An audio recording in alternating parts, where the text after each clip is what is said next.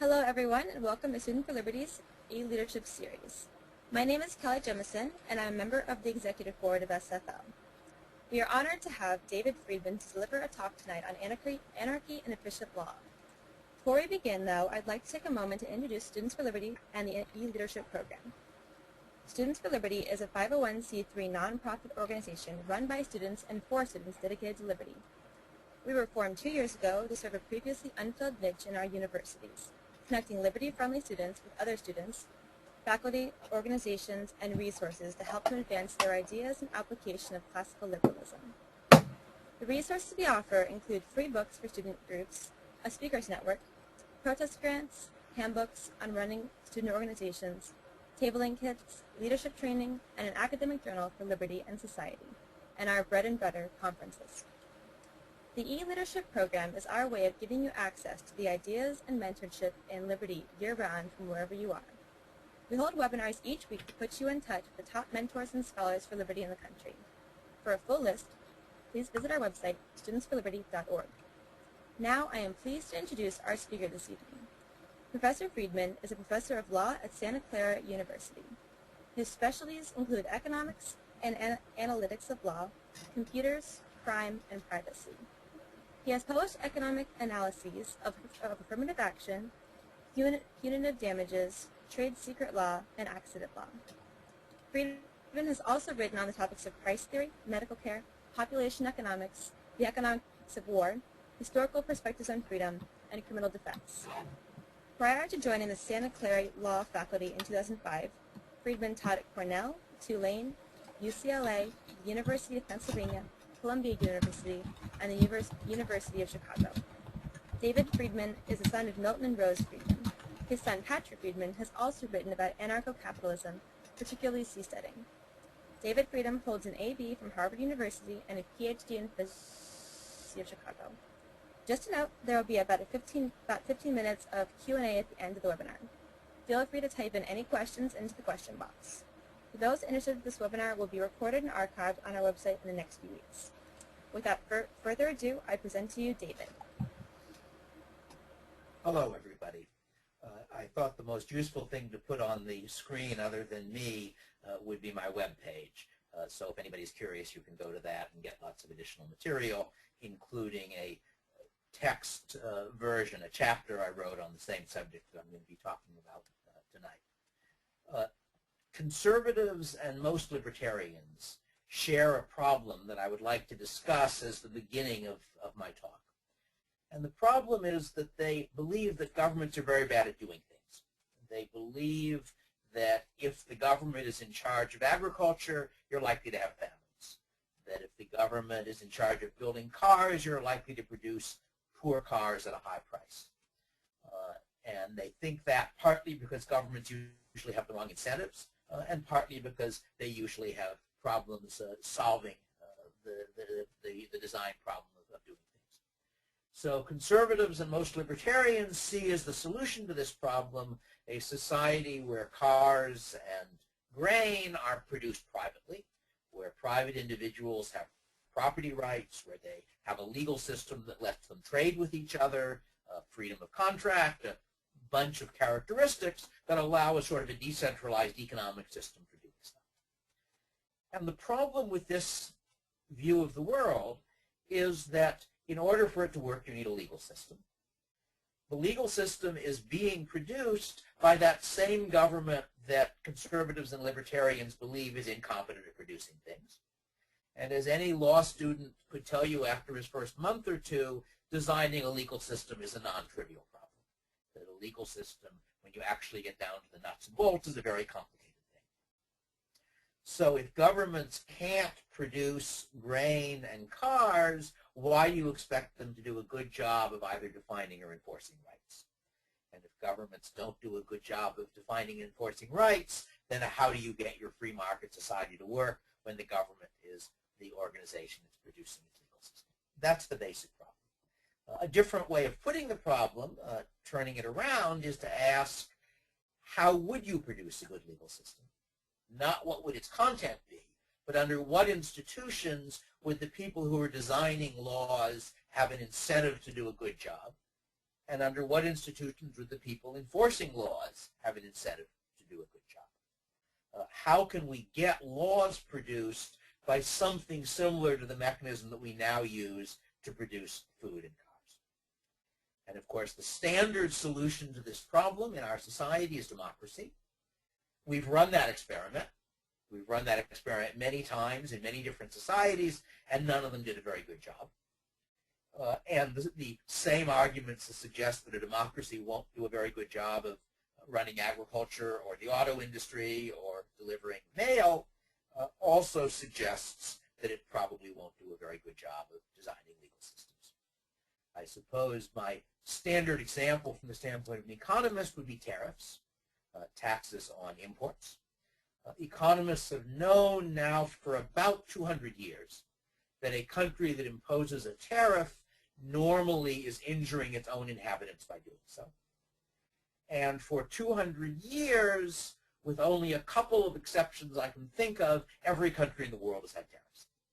And that suggests that the incentives of people who are creating legal systems, who are running governments, don't correspond very well to maximizing the welfare of the people they rule. So my solution, which is what I'm going to be talking about tonight, is that you produce laws on the market, that you have a set of institutions in which laws are in effect being created to be sold to customers, in which the service of enforcing rights is being created to be sold to customers, and thus mechanisms at least analogous to ordinary market mechanisms will give you good laws and good law enforcement. And let me start by sketching the institutions in question. Those who are sufficiently interested can find the long account in my first book, The Machinery of Freedom, which, as you can see from my webpage, is now available for free on the web. The printed version has been effectively out of print for quite a while. I'm hoping to bring out a third edition sometime in the next couple of years, but at the moment, the only easy way of getting it, unless your library has it, is to download the PDF from my webpage. So how do we set up a free market system for replacing government in its most fundamental function of making and enforcing law? And I'm going to start with what I see as the easy problem. And I'm going to try to show that having solved the easy problem, you can then, as it were, bootstrap that solution into solving the hard problem. What's the easy problem?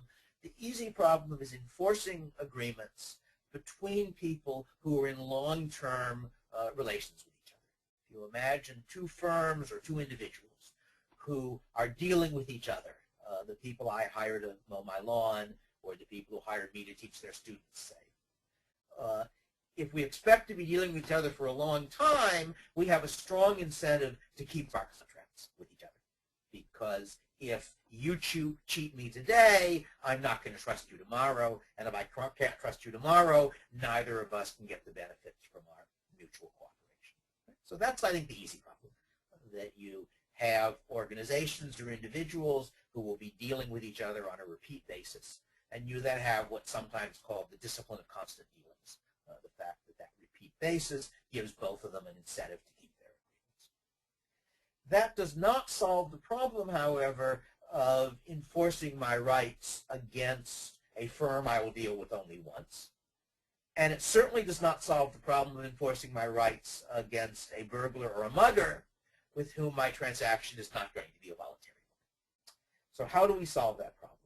And the answer is we solve that problem by having private firms, think of them as rights enforcement agencies, which sell the service of protecting their customers' rights. So you pay some annual fee, and this firm then provides you both the equivalent of police services, somebody you can call if someone robs you, and also access to a legal system, so if you have a dispute with somebody, you have a way of peacefully settling. And the obvious problem with this, which has occurred to everybody from Ayn Rand on down, is what happens when there is a conflict between customers of two different such firms. So I come home and discover that my television set is missing. Actually, I don't own a television set, but let us assume I do. I discover that my nice Macintosh computer is missing. and my rights enforcement agency, which is a high-tech one, has installed a surveillance camera in my house, and looking at its records, we find a picture of my friend John Smith walking out my door carrying my Macintosh computer. So my rights enforcement agency calls up John Smith and says, we understand that you took Mr. Friedman's computer without his permission. Please return it, and we're charging you $20 for the trouble of finding you and getting in touch with you. And Mr. Smith replies, I never saw Mr. Friedman's Macintosh computer. The Macintosh computer I have is one that I got from a friend of mine who sold it to me a few years ago. And if you want the computer back, tough luck. And so my rights enforcement agency says, well, unless you can convince us that it's not his computer, a couple of big strong men are going to show up at your front door, and if you don't open the door, they'll open it, and they'll go take the computer and bring it back to Mr. Friedman. And Mr. Smith replies, well, you know, I have a rights enforcement agency too, and if a couple of your thugs show up at my front door, my rights enforcement agency will send some people to protect me. And now it looks as though we're set up for a nice little war between my rights enforcement agency and his rights enforcement agency, and that's the reason why everybody who has heard of this set of ideas thinks it won't work. But they're wrong. Wars are expensive. My agency and his agency are both profit-maximizing firms, and it will occur to them that there are cheaper ways of settling this dispute than shooting at each other. And if it only happened once, they could perhaps agree to find an arbitrator who would settle it. But they, in fact, know that it's going to happen over and over again, that their customers and my firm's customers are in the same general area. They will have clashes of this sort in the future. So the obvious solution is the two firms, the two rights enforcement agencies, agree on an arbitrator, a private court, who will settle disputes between them. And now when the dispute I described arises, the two firms go to the arbitrator. The arbitrator has a trial of some sort. If he concludes that it really is my computer, then Mr. Smith's firm informs him that they are not selling the service of protecting robbers against having to give back what they stole, so they won't protect him, and I get my computer back. On the other hand, if the court rules that he's innocent, it's not my computer, then presumably I or my firm owe some penalty for having bothered Mr. Smith by false accusations. Now, the obvious question is, given this agreement between the two firms, what enforcement? This is a world with no government. There is no overarching court system to enforce contracts between rights enforcement agencies. But we solved that problem already, because the rights enforcement agencies are going to be dealing with each other for a long time. The business they're in will be very much more expensive if they have to fight instead of arbitrate. And it is therefore in their interest, by the discipline of constant dealings, to continue to keep their word.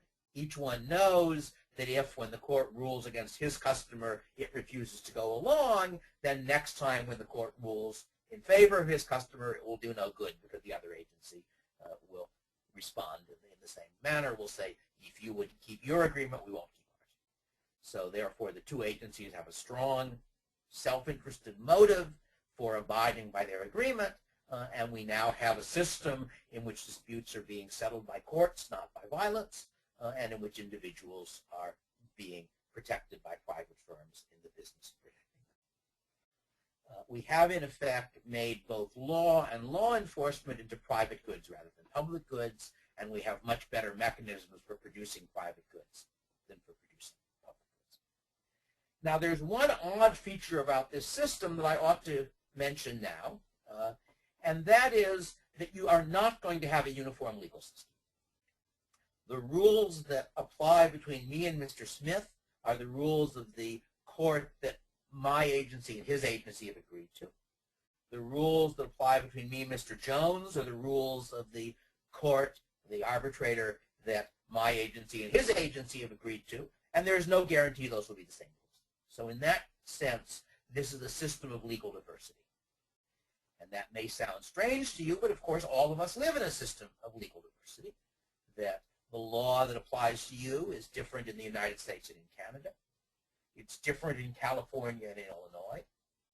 And even within a single state, as a lawyer could explain to you, the rule for determining what the law is not as simple as it is the law of the state you're in, because there are many contexts in which somebody from a different state can claim that his state has jurisdiction over a dispute, that you have some connection with his state, and you therefore have a whole area of law dealing with the question of jurisdiction of which legal system applies to what state. So in that sense, although my system is more extreme than the one you're in, since the laws that apply will depend on the pair of people the dispute is between, nonetheless, the fact that it's not a single uniform legal system is less surprising or less novel than it at first seems. How diverse will the legal system be? Interesting question. There are clearly some advantages here as elsewhere in standardization. It's going to be easier to do business if the rules that affect your contracts with employees or suppliers or customers are the same whoever they are. And there will therefore be some pressure for the private courts to find reasonably uniform legal rules. Just as in our system, there are various mechanisms by which different states, even different nations, come to have similar rules. But at the same time, there are advantages to differences. There are advantages to specialization. There may be some customers for whom particular legal rules are especially attractive, and there may be agencies which try where they can to get courts that will agree to those rules. So you will have some standardization, but not complete standardization. What kind of law will you get? Well, let's think about the incentives of the firms that are creating the law. These are the arbitration firms, the private courts. They're selling a service. So what do they want to do? They want to create legal rules that agencies will approve of, that agencies will make them choose that court to settle their disputes. What will determine that? Well, the agencies are selling a service. They're selling the service of providing and enforcing law to their customers. So the agencies are going to say for any legal rule, do our customers like it? Will our customers be happy, be more willing to pay for our services if we have one legal rule or another? So you can imagine to start with that a private court thinks of some change in the legal rules that most customers will like, that will make the system better for most customers of both arbitration agencies. It proposes that change. Both agencies say, great, this is improving the product of the quality of our product, so they will agree to it. Somewhat more difficult case is the one where you have a legal change which is desirable from the standpoint of customers of one rights enforcement agency, undesirable from the standpoint of customers of a different agency. And we can imagine, at least if we're economists, we can imagine that the first agency, my agency, does a little market research. And it decides that if it could get a court that agreed to capital punishment in disputes between it and Mr. Smith's agency, its customers in total would be willing to pay an extra $500,000 a year for the improved service because its customers, for some reason, are pro-capital punishment customers. So it suggests to Mr. Smith's agency that perhaps they should find a court that believes in capital punishment. And Mr. Smith's agency does some market research, and it discovers that its customers don't like capital punishment. In fact, it concludes that its customers would be willing to pay $1 million more for its services if it could guarantee that in disputes with customers of my agency, there would be no risk of getting executed because they would be going to a court that didn't have capital punishment. In that case, what would you expect to happen?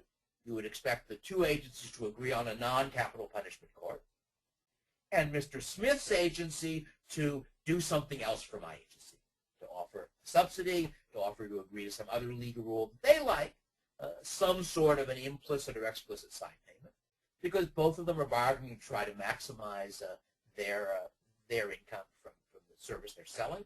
And any time that two parties to a contract can find a change that produces a net benefit, there's always some way of dividing that net benefit up that benefits both.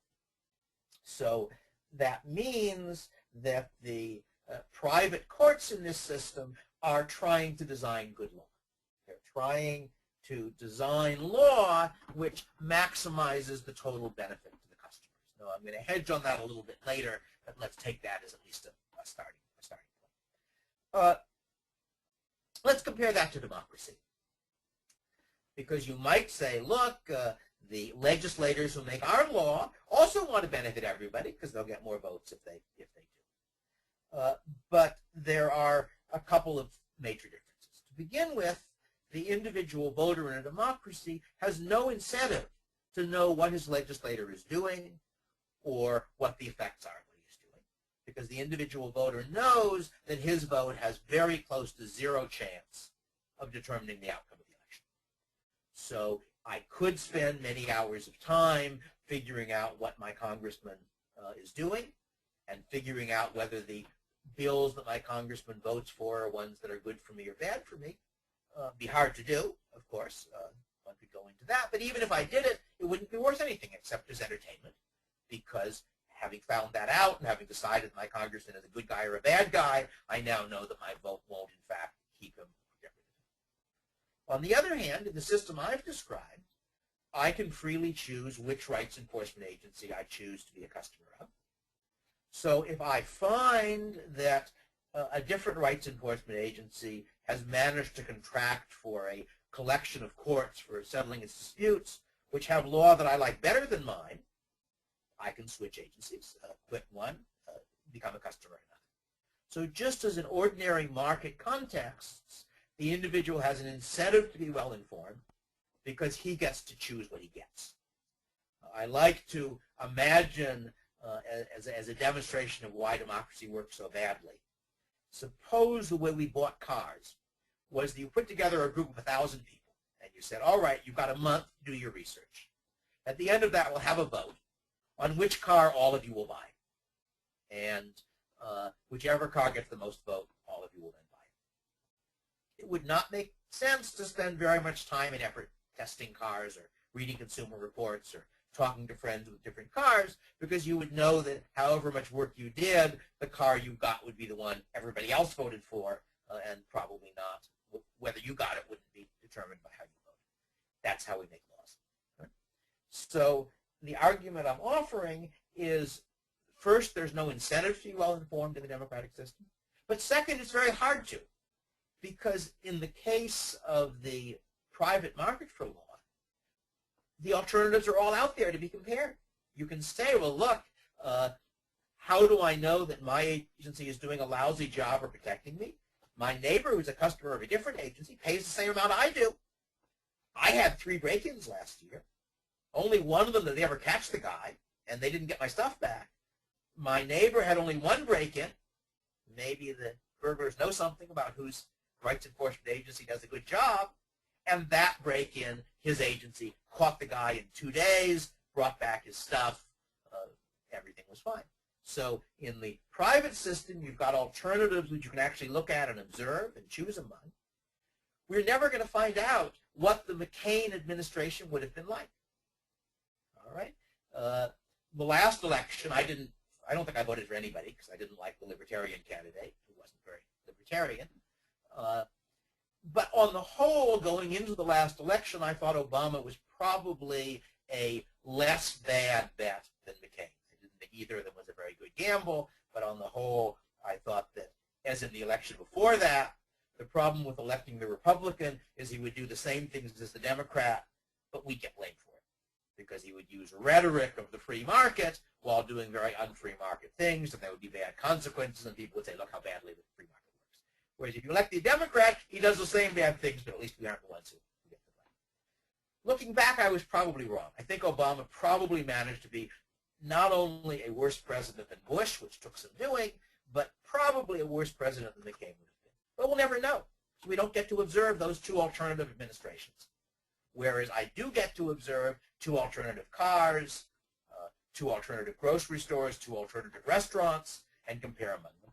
And similarly, in a system where law was privately produced, I would be able to compare alternative legal systems and alternative mechanisms, firms for enforcing the law, for protecting people's rights. So anarcho-capitalism, the private market for law, solves both the problem of giving you an incentive to evaluate the product and of giving you the ability to evaluate the product.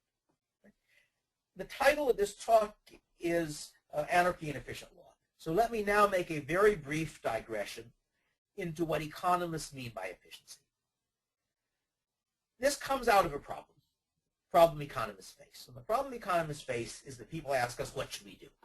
Should we abolish tariffs? Should we have minimum wage laws? Should we do this? Should we do that? And the economist, as a good value-free scientist, says, I'm sorry, the Department of Moral Philosophy is down the hall. I don't answer should questions. I can tell you, if you have a tariff, this will happen. If you have a minimum wage law, that will happen. But whether it's good or bad, that's not economics. People aren't satisfied by that answer. And eventually the economists give in and they say, here's what we'll do. We will offer a criterion of goodness, which we're going to call economic efficiency, which has two characteristics. One of them is we think it's at least pretty closely related to what you're interested in, that the fact that something is more efficient is a pretty good reason to think that we would prefer it, though not a conclusive reason. And second, it comes closer to what you're asking than any other criterion for which we can answer the question. And what is this criterion? It comes out of the work of Alfred Marshall, who was an economist who a little more than 100 years ago more or less put modern economics together. And Marshall defined an economic improvement as a change where the value to those who benefited from it was larger than the cost to those who lost from it. And what does that mean? We imagine some change, let's say imposing a tariff. And we say, if everybody knew all of the effects on him of this change, how much would each person be willing to pay either to get the change or to block it? And that's a measure of the value to him or the disvalue to him of that change. And we just add it up. If imposing a tariff benefits the auto industry and the auto unions and landowners in Detroit by $500 million, and if it injures consumers of automobiles and farmers and various other people by $1 billion, those numbers are way too low, but taking for an example, we then say, well, on net, the cost of that tariff is larger than the benefit, summed over the people who were affected by it. Therefore, the tariff makes us worse off.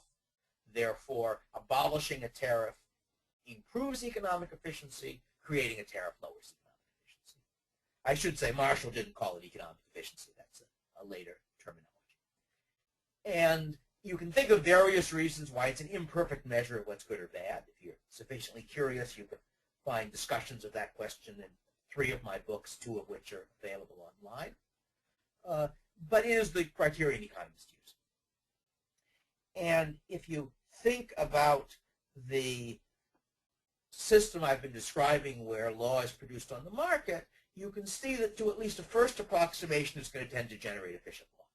That if some change in the legal rule between me and you produces benefits for you larger than the costs to me, it's going to pay the private court to make that change because it will find that after appropriate bargaining by the agencies, it can sell its services for a higher price if it makes that change than if it doesn't. So it looks like a mechanism which, like ordinary private markets, is going to tend to generate an efficient outcome. It's going to tend to make those changes that produce net benefits. Now, it doesn't do that perfectly. At this point, I think the discussion may be of more interest to economic students than to other people because it gets a little bit technical. But it doesn't do it perfectly for the same reason that Apple does not perfectly design computers by the same criteria. That Apple has a monopoly. It's something referred to by economists as monopolistic competition, meaning that it is competing with other firms, but it's competing with firms that produce products that are significantly different. So there are some people who are on the margin between using a Macintosh computer and a Windows computer. And Apple has to pay attention to those people because if it makes the Mac a little bit better, some of the ones now using Windows will switch to the Mac. And if it makes the Mac a little bit worse, some people now using Macs will switch to Windows. But Apple could make the Macintosh a good deal worse than it now is, or raise its price noticeably, and I wouldn't stop using a Mac. I'm a hardcore Mac user. I've been using them more or less as long as they've existed, and I have strong taste in the matter. And consequently, Apple can pretty much ignore my preferences when they're deciding how to design the computer. That what they have to focus on are the preferences of the people who are on the margin between Mac and Windows, or Mac and Linux, or Mac and no computer.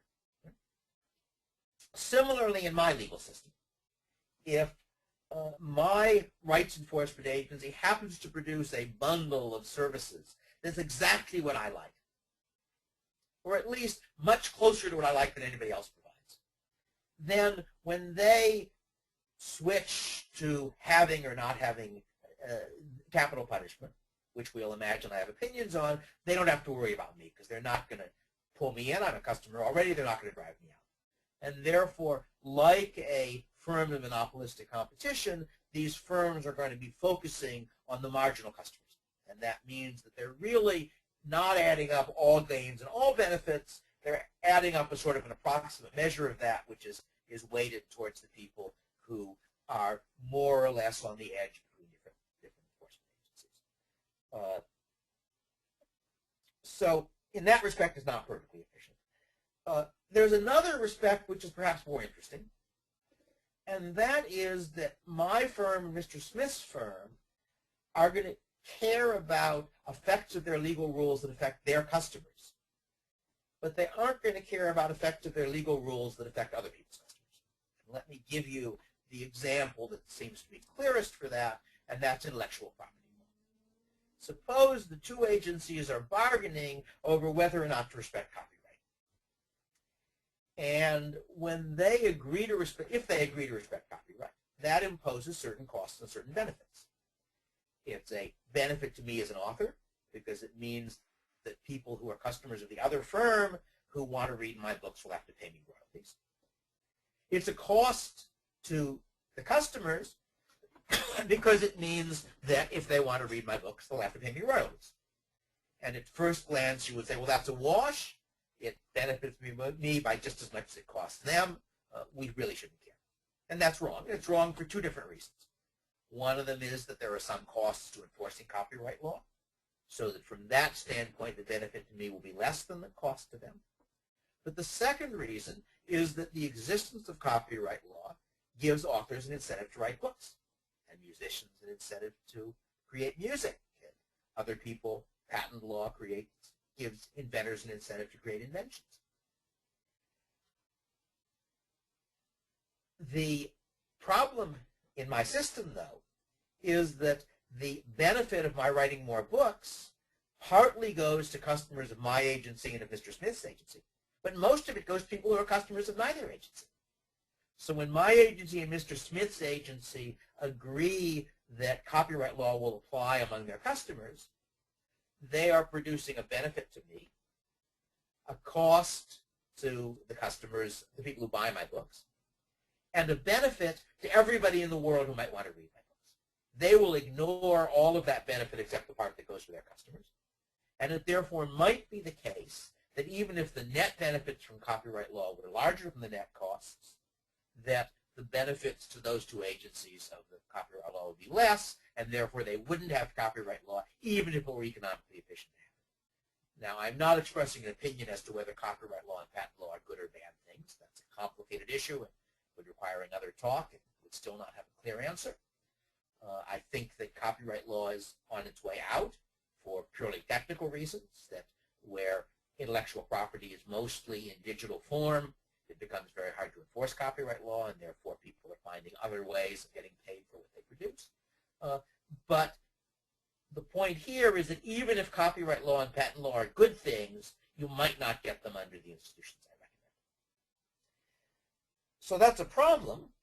On the other hand, since the alternative institutions, namely governments producing law, there's no incentive at all, or very little incentive, to produce good law. The fact that the private market will produce imperfectly good law, that it will have certain faults, just as other private markets do. That after all, if you think about the market for cars or the market for farm goods or almost anything else, with a little imagination, you can always come up with some way in which the arrangement between me and you affects him for good or for bad. So therefore, ordinary markets don't do a perfect job of generating economic efficiency. They just come closer than any other institutions we know And I'm arguing that exactly the same thing would be true of the market for law that I've been discussing. It won't do a perfect job of generating economically efficient law, but it will come closer than any alternative that I can think of. A further point sort of for the economists, and that is that at first glance what I'm describing looks like a competitive market, but it really isn't in the ordinary sense. Suppose we forget about the middlemen, the agencies, and think about it the same way you think about economics at the beginning of an econ course, in terms of individuals dealing with each other. There is a market for legal assent. That is to say, in some way, you and I have got to agree on the legal rules that will apply between us.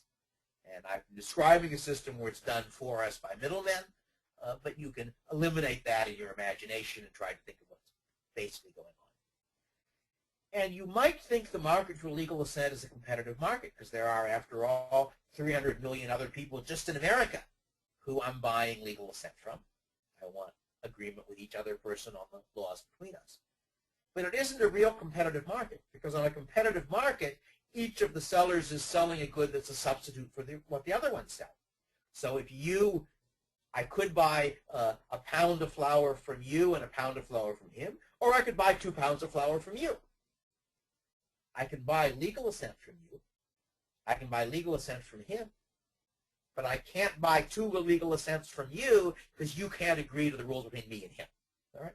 So in that sense, again, for any economists who are listening, or econ students, you want to think of the efficiency not as coming out of the standard economic model of perfect competition, which this isn't, but of something out of something closer to Coasian bargaining, to the idea that parties can bargain their way to efficient rules between them. And then in the arrangement that I'm describing, that bargaining is being done for them indirectly by the agencies that represent.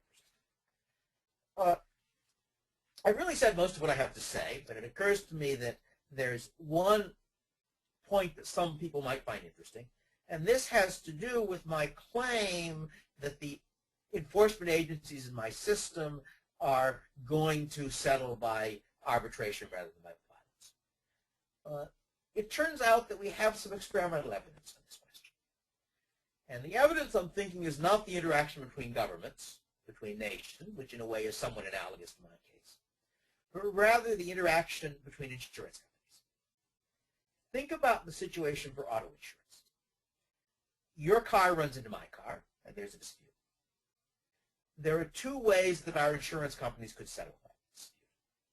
One of them is that one of them sues the other. That's an expensive way of settling a dispute, and it's a little hard to predict the results.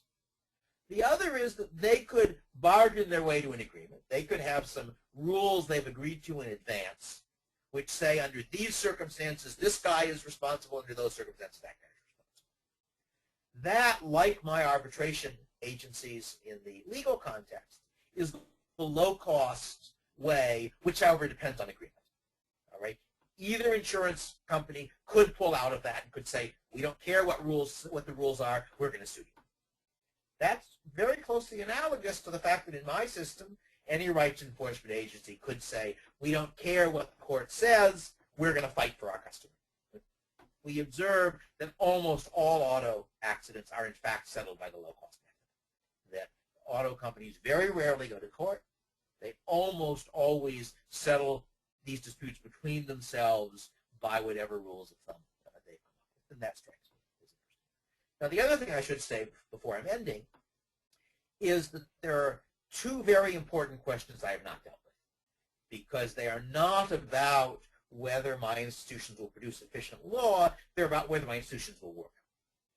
And the first one is the stability question. The question of whether such a system would be stable, or whether you would end up with some group of rights enforcement agencies concluding that robbery is more profitable than production, getting together and reestablishing a government. That's one possibility, and you have to think about when that would or wouldn't happen. The other issue is the danger from other governments. That is the national defense problem. When I wrote Machinery of Freedom, one of the chapter was called National Defense, the Hard Problem. Because somehow this set of institutions that I've described has got to make sure that no nation sees the territory, the ungoverned lands, as Werner Vinge, I think, referred to it, as a tempting area to annex, loot, tax, and so forth. So there is the issue, which I hope to discuss at greater length when I do this third edition of my book, of how such a system would defend itself against potential aggressors. And there is the issue of under what circumstances the system would be stable and would keep on functioning the way I described, and in what circumstances it would end up by reestablishing government. And if people want to talk about those, I can talk about them in the question period, but since my topic today is anarchy and efficient law, not a general discussion of anarcho-capitalism, I thought I would leave it out this time. I think at this point I have finished my prepared presentation, and I am ready to take questions. I discovered long ago that one of the really nice things about answering a question is that when you answer a question, you know that at least one person in the audience is interested in what you're talking about. Something you don't always know when giving a talk. Thank you. Great. Well, we definitely have some time for questions. Our first one here says, you seem to imply that in the absence of government, private courts would spontaneously arise to enforce property rights. How then do you explain that drug dealers in America, whose property rights are not enforced, have yet to set up private courts instead of continuously fighting each other's? That's a good question, and of course it's broader than drug dealers. And I think the answer is that to some degree what I described does happen in criminal markets. My conclusion, at least a long time ago, is that what's called organized crime is not really a General Motors of crime, that large firms mostly don't succeed in criminal markets because for a large firm to function, it needs to send information up and down because the people at the president of the corporation has to make sure the people on the assembly line are doing their job. And that's a difficult thing to do when the same information that the boss needs to make sure his employees are doing their job is also the information the DA needs to put the boss in jail. So I think the evidence suggests that criminal markets usually have fairly small firms, and that what's called organized crime largely consists of mechanisms by which those firms settle their disputes. So in the cases where they don't settle them peaceably, obviously the ones you hear about, but I think to a considerable extent what happens is that I've paid you $50,000 for a bag of white powder that turned out to be talcum powder instead of heroin. I could just have you killed because, after all, we're in an industry where that service is available. But if I do that, I'm going to get a bad reputation. People won't want to deal with me. So instead, I go to the local capo, so to speak, and I say, here's the evidence this person cheated me. I want to have him killed. And the local capo calls you up and says, what's the evidence you didn't cheat him? And once it's been established that he's the bad guy and I'm the good guy, now when I have him killed, people won't mind. They'll just be more not to cheat me in the future. So I think some of that does happen, but certainly much less than what I'm describing. And I think the answer is that the working of markets depends a lot on information. It depends on people being able to know what the reputation of an enforcement agency or the reputation of a court is. And it is harder for reputational mechanisms to work in illegal markets because, again, the information that you need in order to prove to customers that you do a good job of selling the services you sell is also the information that the cops need in order to put you in jail. So I guess the answer I would make is, first, I think more of it happens than you assume. I think one should not trust the accounts of criminal markets that one gets from police and reporters, both of whom have their own incentives. There have been some academic studies of such markets, which I think are more, on the whole, more reliable. I discussed that a bit, I think, in my price theory textbook, which is also available for free from my webpage as a HTML file, I think, or a set of HTML files. But I also think that such institutions work a good deal less well in criminal markets due to the fact that it's hard to advertise, to have the equivalent consumer reports. But it's a good question. You're Okay, the next question. What might be the practical differences between protection agencies with overlapping jurisdictions and small for-profit companies? I'm not sure I understand the question. That is, I would have said that protection agencies are small for-profit companies, but they are companies in a particular industry, in the industry of rights enforcement. I actually think that says countries, not companies. Oh, countries, not companies. Sorry, what's the difference between small countries and rights enforcement agencies? The answer is that countries which are territorial sovereigns, as essentially all countries are, the country is much less subject to competition for its customers, that it is much more costly for me to move to Canada, attractive country though in some ways Canada is, than it is for me to change insurance companies. And in the anarcho-capitalist system, changing your rights enforcement agency is like changing an insurance company. Now, it's not an all or none difference. I think the fact that countries do have to compete for taxpayers does to some extent constrain them. Maybe that's one reason why governments aren't even worse than they are.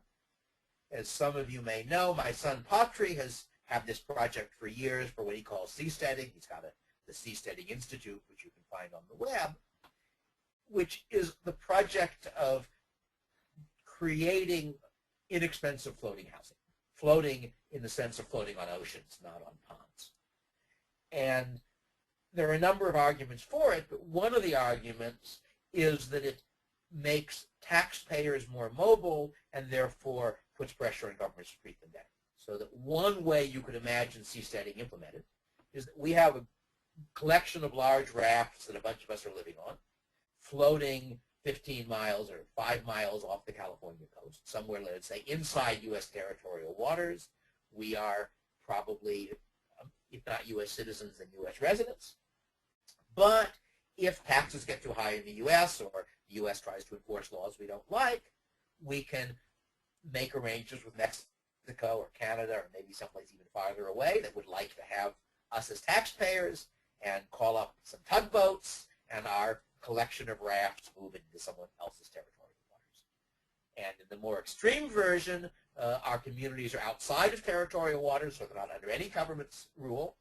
And now, if 50,000 of us are together in a community and we decide we don't like each other, we have some serious disagreement, we pull our groups of rafts apart.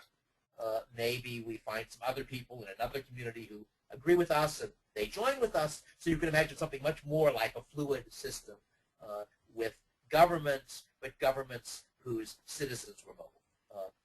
And I've sometimes thought that the internet may give us the equivalent of this without needing the floating housing. Because the more of your life is conducted online, the less you're tied to a particular location.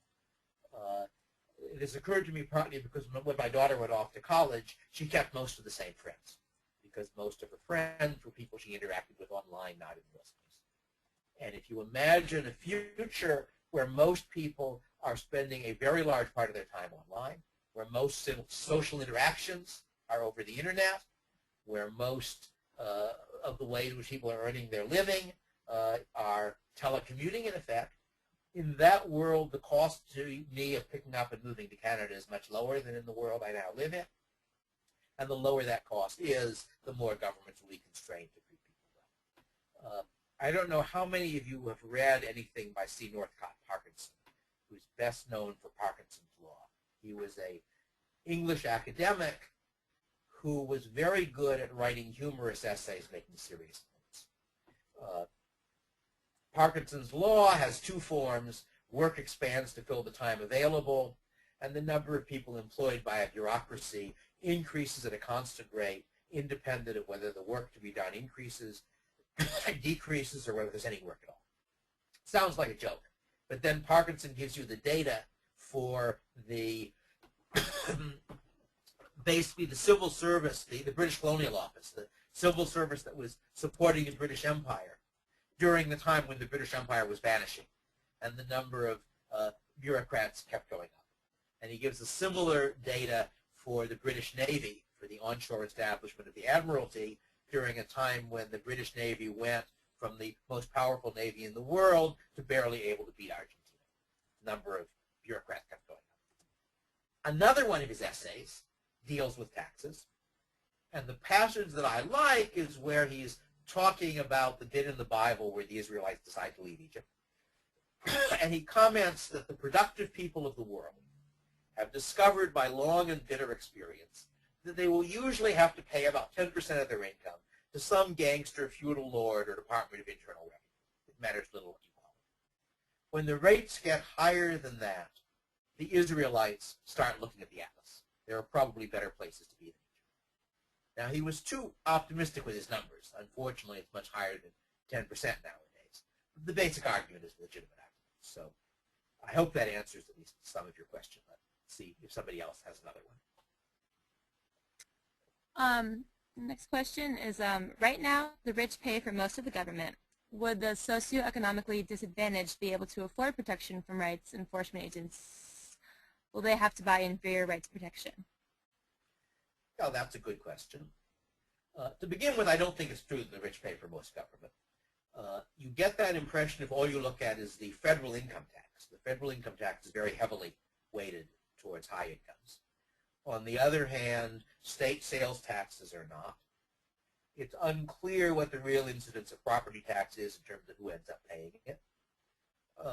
The payroll taxes that support Social Security and Medicare are regressive taxes, not progressive taxes. So it isn't clear to what extent the rich really pay for government. But the more important point is that if you actually look at how much government spend on police and courts, it turns out to be a tiny fraction of total government expenditure. I looked up the numbers, whatever it was, 35 years ago or 40 years ago when I was writing Machinery of Freedom. I don't know what the current figures are, but I would be astonished if as much as 5% of total government spending went to police and courts. So you're talking about a world where the poor people don't have to pay sales tax on what they buy, where the price of their housing isn't driven up by property taxes, where those of them who are employed are not paying payroll taxes. And I think that for most poor people, other than those at the very bottom, you would find that the total cost of rights enforcement would be much less than what they're now paying for government. Now, that being said, I assume that if rights enforcement is being sold on a private market, as with other goods, people who are willing to pay more are going to be able to get higher quality. So if you have a sort of a bare bones $100 a year rights enforcement policy, if somebody robs you, something may eventually happen to him, but you don't expect the police to show up at your door 10 minutes later. Whereas if you've got the gold-plated policy, you do. And that, I think, would probably be the case. As with, rich people get to eat better food at better restaurants, too, for the same reason. I should also say that there are an awful lot of things our present governments do that make poor people poorer. So that we would be talking about a world without minimum wage laws, about a world where you can cut hair without first taking 200 hours of courses in hair cutting in order to qualify for a barber's license, in which you can be a beautician or a flower arranger or do anything else, or start a small business without having to go through elaborate licensing procedures and so forth. So I think you would see a lot less poverty. One fact which I think is interesting and most people aren't aware of, if you actually look at poverty rates in the U.S. In the period since World War II, which is what we have data for, the pattern is pretty striking. That from World War II until the time when the war on poverty comes online, the poverty rate by a constant definition is declining quite substantially. I don't remember the numbers anymore, but probably by the end of that period, probably the number of poor people, or percentage of poor people, was probably something like half or a third of what it was in 1947 or 48. From about the point when the war on poverty really gets going, not when the laws are passed, but when the agencies are actually staffed and funded, from then till now, the poverty rate is roughly constant. It goes up and down with the economy, of course. But it at least looks, insofar as you can judge by numbers, and of course you never can be sure that your statistics are giving you the right answer, but it looks as though the greatly increased government involvement in trying to reduce poverty resulted in stopping the reduction of poverty. When the war on poverty was declared, the stated purpose was not to make being poor pleasanter, which welfare to some extent does. It was to get people not to be poor anymore. by that standard, if anything, it looks as though it had precisely the opposite of its intended purpose. Next question. Critics of anarchism say your ideas are inapplicable to today's world. Aside from snapping our fingers and magically realizing the society you've described, what conditions have to exist for the society to be realized? How best to get from here to there? That's a good question. I have a chapter in Machinery of Freedom which is called How to Get From Here to There, and starts out with, you can't get there from here, quote unquote, quote, you can't get there from here, unquote, old joke, I hope.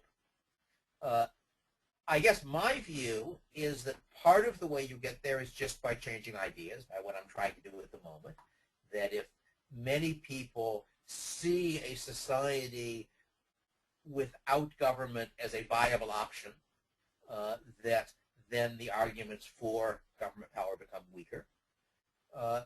And the other thing you do is you move continuously by replacing particular things the government does. I don't know how many of you are old enough to realize that there was a time when if you wanted to send a package somewhere, you took it to the post office. That's no longer the case.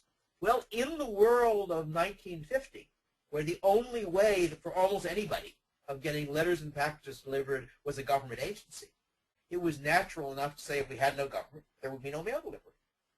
Whereas nowadays, it's pretty obvious to anybody who thinks about it that if the post office went closed down tomorrow, the United Parcel Service and FedEx would take over everything you're doing by the next week, because they're already doing all the parts of it they're allowed to do, and the only reason that private firms aren't delivering first-class mail is that doing so is against the law. So any time that you can successfully create private institutions that replace governmental institutions, you are moving us a little bit closer to a world in which they're all replaced. I suppose the same would be true of schooling. My kids have been homeschooled for quite a while. Well, at this point, one of them is in college and the other is going to college shortly. But they were homeschooled. Before they were homeschooled, they were in a very small private school run on rather unconventional lines, which I could discuss on some other occasion. And I've been part of the attempt to push voucher systems as a way of getting government, if not out of paying for schooling, at least out of running it. If you had a widespread voucher system and if 50 or 60 or 70% of the kids were going to private schools, and if most parents could see that the taxes they were paying for public schools were costing them more than it would cost to educate their kids in private schools, then the pressure to maintain a government-run schooling system would be much less. So I think, in my view at least, that the two, what seem to me the two most useful approaches are first spreading ideas and second creating institutions that replace government with private institutions. If you don't mind, we've actually got a lot of questions left. You can stick around for another 10 minutes, David. That's fine. Okay, next question. Why do you assume that people are profit maximizers as opposed to power maximizers? I'm not sure what profit maximizing means. I assume that people have objectives and that they wish to achieve those objectives, and that the best way of predicting their behavior is to assume that individuals will tend to take the actions that best achieve their objectives. Now, there surely are some people for whom power over others is an objective itself, but I would have thought that for most people, power over others is mostly important because it lets them achieve other objectives. If I can order you around, I can order you to clean my house for me. Therefore, to put it a little differently, let me put the thing a little, I think the power that is most valuable to most people is power over themselves. That you would be willing to bear some cost to be able to order me around, but typically I would be willing to bear a much larger cost to not have you able to order me around. And that therefore, in a market context, it will be very rare that the people who want to exert power on others are willing to pay a higher price for that than the people who they would exert it on are willing to pay. So in that sense, let me go back a step. I want to distinguish anarcho-capitalism from libertarianism. That there, in what I've said so far, there is nothing inconsistent between an anarcho-capitalist society and, let us say, laws against marijuana. One could imagine an anarcho-capitalist society in which it turned out that the arbitration agencies were all agreed on legal rules by which you could be punished for smoking marijuana. I don't think it's likely. I don't think it's likely because I think that in general, freedom pays, so to speak. That is to say, a libertarian legal system is defined as one that has certain sorts of laws that give individual freedom. An anarcho-capitalist society is a particular set of institutions. The linkage between them is that the anarcho-capitalist society, for reasons I've been trying to describe, will tend to give you efficient legal rules, to give you legal rules that maximize the sub-benefits. And in most, though not necessarily all cases, a legal rule that increases freedom is worth more to those who become freer than its cost to those who are no longer able to force them. So in that sense, I would expect there to be a close relation between the economically efficient laws of anarcho-capitalism and the free laws of a libertarian society, but they aren't identical. The thesis that my institutions would produce libertarian laws is, as it were, a theorem to be proved, not a definition.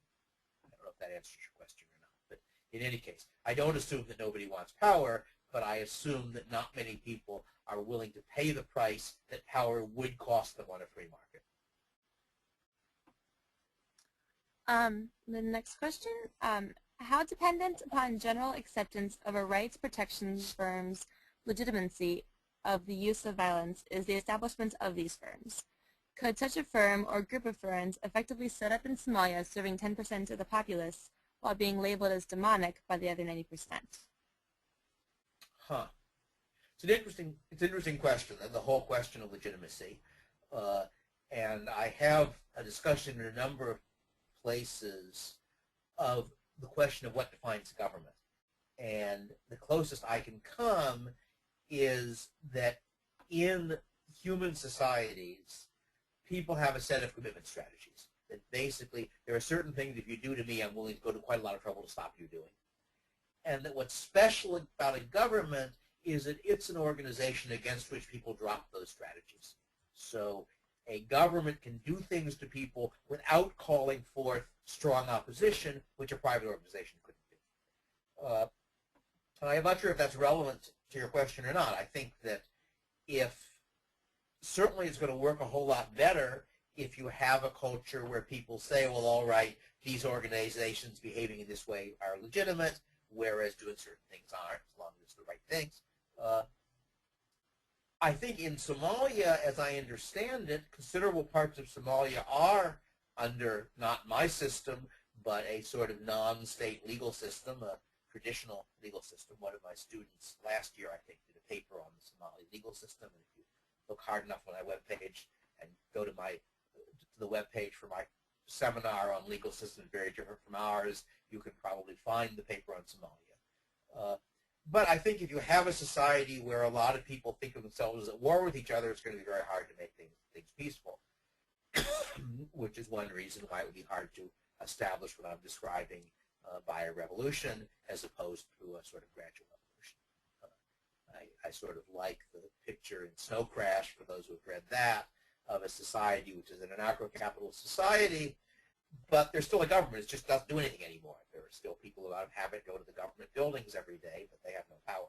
And I think that kind of slow, continuous evolution is probably more likely to give you a peaceful and attractive system than something.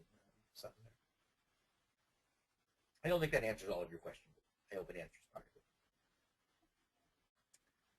it. What do you think are the factors that would contribute to the effectiveness of those non-legal sanctions whenever a party refuses to comply to the decision of a private arbiter? I'm not sure I understand you. In my system, we say non-legal sanctions, the sanctions if you've stolen my computer and the court that our agencies have agreed on finds that you're guilty, the sanction consists of some big strong men coming to your house, smashing down the door if you want to open it, and carrying the computer away. That is to say, my agencies are engaged in using force when they have to. Of course, from the standpoint of a libertarian, there's nothing wrong with using force. There's only something wrong with initiating force. so that the sense in which my agencies are not governments is that they're only doing the same things that we believe any private individual can do as long as he's in the right. That, you know, when I see you carrying my computer out the door, I'm entitled to beat you up and, you know, grab the computer back. And so is my agency. So I'm not sure what you mean by non-legal force, except in that it's not a legal system because there's no government. But I do think that there are ways in which, other than violent use of force, you could get things sort of like what I'm describing. I've got a number of things I've written about online contract enforcement. I've got an article you can find on my webpage called Contracts in Cyberspace.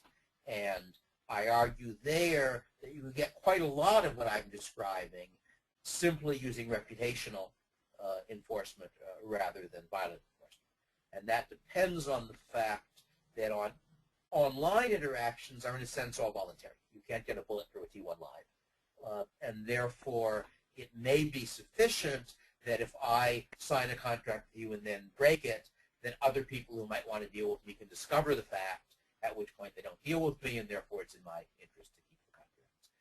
But if you're interested in that part, which is within our current institutions a sort of a non-legal form of rights enforcement, or at least contract enforcement, look at the article in, I think it's in the academic work law and economics part of my webpage, but it might be in the libertarian writing part of my webpage. The article is called Contracts in Cyberspace.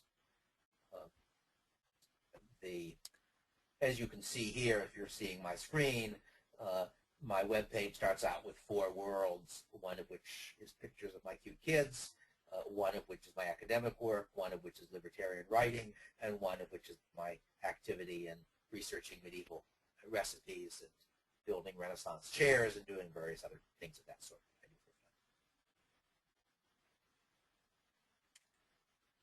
The next question. I've got my second novel is now available as a Kindle file. Anybody wants to read it, and it actually might be of some interest to libertarians. One of the reasons I wrote that novel was I had a conversation with Werner Vinge, who is a successful science fiction writer and also a libertarian and a friend of mine, and I told him I had 2 different ideas for second novels to write. And he persuaded me to do this one, in part because in an indirect way it deals with some issues interesting to libertarians, although it deals with them in a fantasy context rather than a modern real-world context. Here, I can even show you, since you can see my screen. This ought to get me to the Kindle file for my second novel, which is there, which I hope some of you will read and like, and which in a way is about the central planning fallacy, only in a fantasy context with magic rather than in the context of a modern economy. Central planning fallacy is the very persuasive idea that if only some sensible person had control over all of the vast resources of society, what wonderful things he could do. And I have something analogous in a fantasy context, and it's a mistake there too for some of the same reasons. Next question. Okay, we have time for about 2 more questions. When dealing with this subject, I'm often asked something along the lines of what happens when someone doesn't have a rights enforcement agency. How would you respond? What happens when someone is purported to have committed a crime who does not have a rights enforcement agency? What about when someone who does not have a rights enforcement agency is the victim of a crime? Well, I would say that both of them are out of luck. What happens when somebody doesn't buy any groceries and gets hungry? That if you could obviously take the chance. If you're pretty sure you're in a safe society, you might choose not to pay for a rights enforcement agency. I expect if you're a victim of a crime that probably at some price an existing rights enforcement agency will be willing to take it on, but since their normal price is for only a small chance of having to investigate a crime, they will doubtless charge you more if you're trying to hire them after the fact than before. If you commit a crime, if the victim has an agency, the agency comes after you. My guess is that rights enforcement agencies dealing with people who don't have agencies will be somewhat restrained because, after all, if the criminal knows that you're going to shoot, the people coming after him are going to shoot to kill, he may shoot first. So they might very well choose in that world to offer the defendant a trial of some sort. But they don't have to. He doesn't have any mechanism other than his own strength to defend himself, and he has chosen not to hire a firm that will stand up for him. So that's a good reason why in that society you ought to be customer rights enforcement agency. I point out, however, that in our society, you are, so to speak, the customer of a government, whether you want to be or not, and you pay for it, whether you want to or not. And it seems to me a system where some bad things can happen if you choose not to buy something is rather better than a system in which you are compelled to buy that something, which is what we now have. I was just going to take a moment to point you at the other things on the web page. I've got a quote of the month, which doesn't really change every month. I have a link here to my books, of which a number of them, as you can see, are available for free online. There's a price theory book. There's my first novel is available both as podcasts, if you like listening to things, and written. My second novel is available as a Kindle file. My book, Future Imperfect, is available for free online. So is my book, Law's Order, and so is Machinery of Freedom and Price Theory. So a bunch of my books are available for free online. Next question. Any more questions? Are we out of time? I'm sorry. For our last question, we'd like to know how your academic background in physics has informed you and your economic beliefs. I like to say that the one advantage of having a doctorate in theoretical physics is that I get to do non-mathematical economics without having people conclude that I'm afraid of mathematics. In my view, although mathematics certainly can be a useful tool in economics, there's too much of it at present, has been for quite a while. There's a lot of what my friend Gordon Tullock refers to as ornamental mathematics, where the math doesn't actually add anything important to what you're saying, it's just used to impress people. And there's too much of, I want to have a publishable article, if I use some new mathematical trick to do something that looks publishable, and therefore I will. So I think it is useful for an economist to be mathematically competent. There are some things where you can think them through more clearly in the language of math than in the language of speech. But there's a famous quote from Alfred Marshall from a letter he wrote to someone where he explained that he worked out his ideas mathematically to make sure they were right. He then translated what he had done into ordinary English. And if he was unable to translate it into English, he burned the mathematics. And I think there is much to be said for that attitude. Well, we're all out of time for questions, but if there's a way for everyone to get in touch with you afterwards, is that possible? Sure, I have an email. My email, I'm not sure whether the email address is probably on my webpage. I'm pretty sure that my webpage has a link at the bottom with my email address. Let me check that that's the case. Yes, here's my email address, which is at the bottom of my webpage, so you can just click on that. So the simplest thing is to go to my webpage, which is www.daviddfriedman.com. And from there, you can find a bunch of my books you can read for free, a bunch of my articles you can read for free, and at the bottom, my email address. Great. Well, we'll definitely make sure everyone has that afterwards. Thank you so much, David, and all of our participants this evening. I hope you all can continue coming back to our webinars to learn more throughout the year. Our next webinar is next Wednesday, May 25th. James Stacey Taylor will be delivering a talk on the meaning and value of autonomy. To register, visit our website, studentsforliberty.org. You'll also be sent a link to register in a follow-up email. In the email, you will also receive a survey to evaluate the webinar tonight. Please take a couple of minutes to fill it out. It helps us to know how to improve our programs and make webinars more interesting for you. And with that, I think we're officially wrapped up. Thank you again for your time this evening, and have a wonderful night, everyone. Thank you all.